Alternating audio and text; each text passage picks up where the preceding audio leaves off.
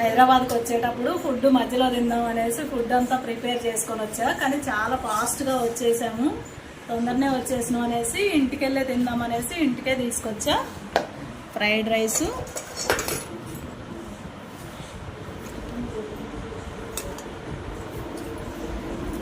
Chicken curry, snacks మధ్యలోనే తీసుకున్నాం. బజ్జీలు, ఆలుగడ్డ బజ్జీ, గారె తీసుకున్నాం. కానీ ఇవి కూడా ఎక్కువ తినలేకపోయినాం. కొన్ని తినేసి ఇక ఫుడ్ అసలే తినలేకపోయినాం, ఇంటికే తీసుకొచ్చినాం.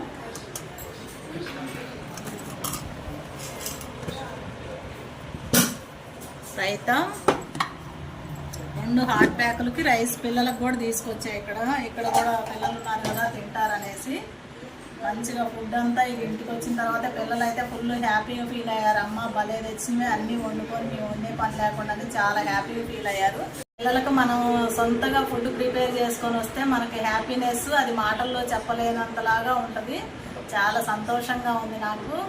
నచ్చితే లైక్ చేయండి, షేర్ చేయండి, సబ్స్క్రైబ్ చేయండి.